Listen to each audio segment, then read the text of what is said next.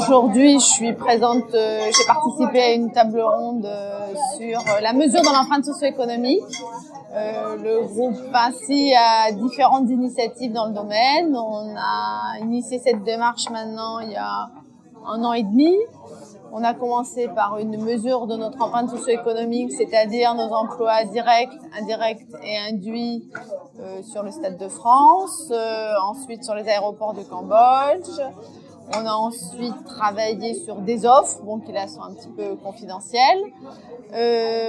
On travaille aussi sur la ligne LGV-SEA. On a fait toute l'étude de l'empreinte sur la ligne. On travaille sur des territoires un peu spécifiques. Là aussi, c'est à titre un peu expérimental. L'idée, c'est vraiment de mesurer pour donner des éléments tangibles à nos parties prenantes qui sont aussi bien nos clients, les élus, nos partenaires, sur notre réel ancrage local. C'est le début d'une longue démarche. Aujourd'hui, les acteurs opérationnels découvrent un peu ces données. Et entre la première initiative et celle qu'on a en cours aujourd'hui, on a beaucoup évolué, beaucoup avancé.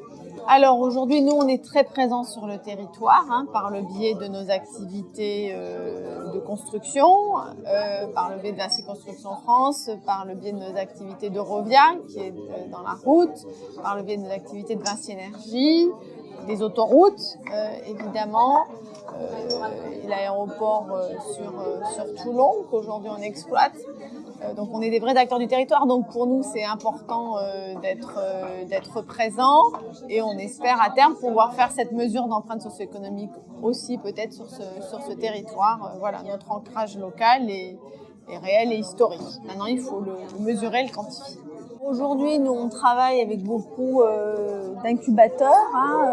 On a des activités qui ont été un peu challengées. Donc, l'innovation est un vecteur pour nous de renouvellement de notre business model.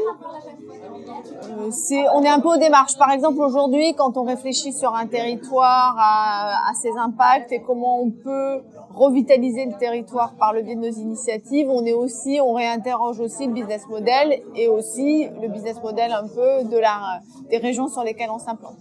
Donc voilà, on est au début de cette démarche. C'est pas encore voilà, quand on est sur des offres et qu'on dit on va faire 30% d'achats locaux, la collectivité nous demande 30% d'achats locaux et qu'on se rend compte que sur certains postes c'est pas possible.